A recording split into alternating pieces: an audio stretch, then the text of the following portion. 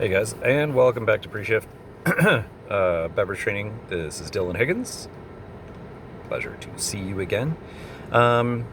So, one of the things that I think is overlooked a lot when it comes to product knowledge is how to actually implement product knowledge. Spoken before about being humble and having human connections, and that's huge. And the way to one of the key ways to make that happen is by being an active listener. So today we're going to talk about active listening. A lot of active listening is actually derived from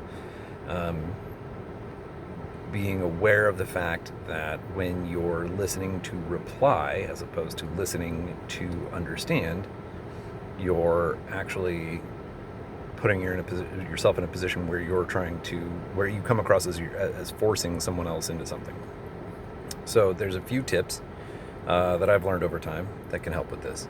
One of them is when you ask a question, actually listen for the answer. I know this is going to sound crazy, but also if someone asks you a question, it's important to answer in a fashion that lets them know that they're in good hands, but also not feel like you're forcing them into something. So when I say that, what I mean is if somebody asks you for a recommendation on a Cabernet, if you immediately go to the most expensive Cabernet on your list, that kind of tells people that that's the direction you want them to go. Spend as much money as possible. Obviously, we want them to spend as much money as possible. Everybody knows that. You're not telling anybody that you've learned anything or that you're paying attention or that you have any, insight into what's actually going to help them. So instead of answering a question like that with "I like this," and then go directly to the expensive one, I always like to ask a follow-up question. Sometimes people know exactly what Cabernet they like when they're at home. Sometimes that's just their thing.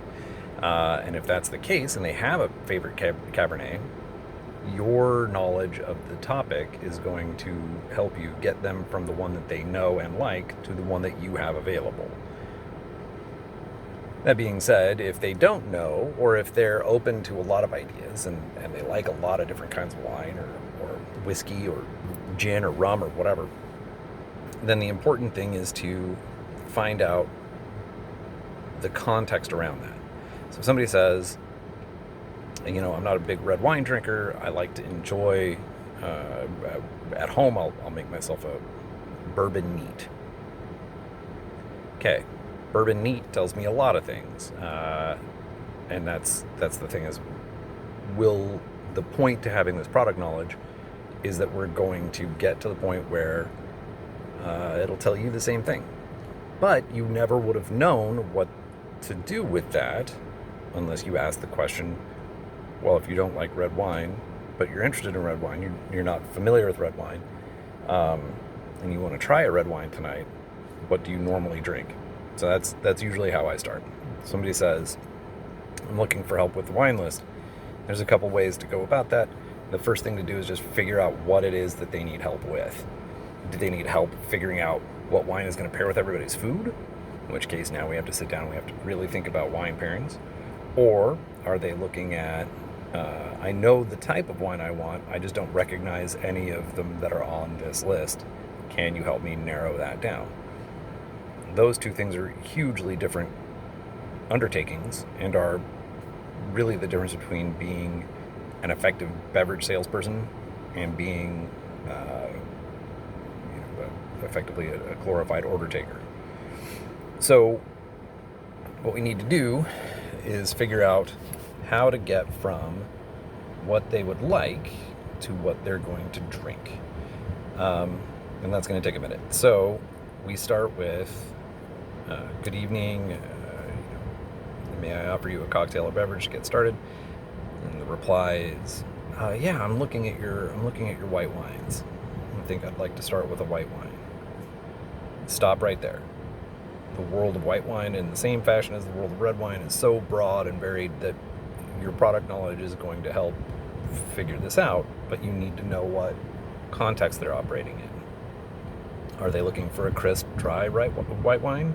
Are they looking for a sweet white wine that's got, notes of lemon and peach? Are they looking for a white wine that's big and oaky? You won't know the answer to any of those questions if you just jump into, oh, you like white wine? Here's Pinot Grigio. That didn't answer anybody's questions. There were no questions asked. So you need to start with, do you know what type of white wine you would prefer? And if the answer to that is, I don't know, I'm thinking about, then you need to dig a little deeper. Do you like them to be big and full-bodied? Do you prefer vanilla? And this is where it comes in that you can ask some interesting and innovative questions, and that's usually how you'll actually develop a deeper relationship with someone, is if you have questions that are meaningful and interesting, but also unique. So when asking if somebody wants a full-bodied white or a lighter-bodied white or a crisp white or whatever, it's really easy to fall into the trap of, well, do you like Pinot Grigio? Do you like Sauvignon Blanc? That you're going to keep them in the same rut. Instead, I prefer to ask questions like, what's your favorite dessert? Or were you looking at a salad to start? Or something along those lines. Because what will happen is, if you find out that they're looking at a Caesar salad to start, you don't want to give them necessarily a big, oaky, North California white Chardonnay, because the salinity and the acidity and the minerality that comes from the anchovies involved in that can really be off-putting alongside vanilla. A lot of people don't eat vanilla-covered fish, and there's a reason for that. So you have to think about it from that perspective. If somebody says, yeah, I was looking at the Caesar salad, now you can look elsewhere on your list. You've probably got an aromatic white from somewhere else on the planet, maybe a Ria Spicious or a Viognier or something along those lines. It's got enough body to hold up to a Caesar dressing, but also has some acidity and a little bit of interesting secondary notes to it without being overly oaked. Maybe it is a Chardonnay. Maybe you want a Chablis or an unoaked California Chardonnay or something along those lines. Maybe you want a Sauvignon Blanc with it, but you wouldn't know unless you ask the question, is where I'm going with that. So the point here is, make sure that you're asking questions. Make sure that your questions can actually lead you to a specific answer, even if it's a circumstance where you're leaving the question a little open-ended so that they can fill in the blanks for you. Make sure that those blanks, when they get filled in, actually guide you to a wine or a cocktail or a beverage spirit or whatever. So that's today's message, is make sure that you're not trying to tell someone what to consume, but instead you're guiding them to a thing that works best with what they're looking for. You'll find that if you're working in a restaurant setting, then becoming the person who asks the right questions and gets people into the wines that they enjoy is going to lead to more and more sales and more people requesting that they sit with you, and people will start trusting you to pick out a wine for them without even having to have the conversation in the first place, which is a fantastic feeling. I love that. That was one of my favorite parts about being in a restaurant. The second thing that you can now, if you're in a distributor role or something along those lines, now you can, if you're not asking a question as a follow-up, like, oh, I'm looking to add a new Pinot Grigio to my list. Okay, there's Pinot Grigio from all over the place, Alto Adige, California. We can talk about Alsatian Pinot Gris. We can talk about all manner of things that fit into that. And maybe we actually want to talk about a slightly less well-known varietal, like a Pecorino or something. If that's the case, then you need to know how to ask the questions to get to it. And the only way to do that is by practice. So I would put together a few questions. I would put together a couple of ready suggestions that you have that you know are popular and are well received by people off of your list, and just have them ready to go all the time, and then work with them from there.